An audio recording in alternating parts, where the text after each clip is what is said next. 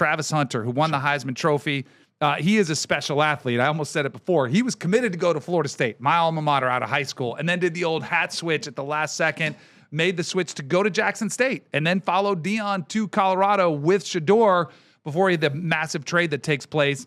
And my favorite part from what I saw from Travis Hunter was not a singular play, but it was the stat line that he played 10 plays on offense and he had 8 plays on defense.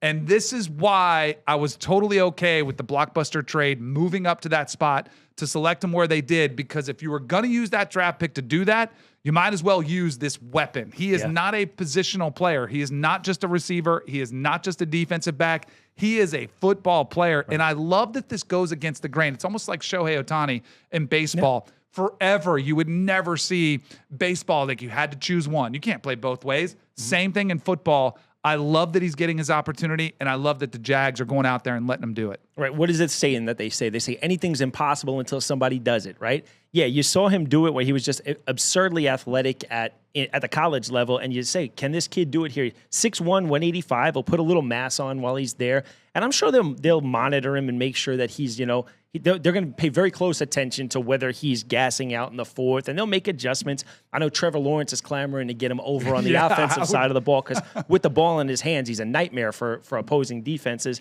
And I think he'll probably – I think it'll end up being primarily defense, maybe a couple of packages on offense. But what the heck do I know? I've seen crazier things happen. And if the kid performs until you see him, proven wrong, let him do his thing. He played 113 snaps a game at Colorado. Crazy. He will not be able to do that. Like, I'm not going that far. Nope. But I agree. I think he's going to do way more than people think. Yeah. And the part that I think is most impressive about Travis Hunter and watching what he did at Colorado and early on what you're hearing about him in the NFL, like, yes, there's the physicality aspect. Yes, there's the cardiovascular aspect.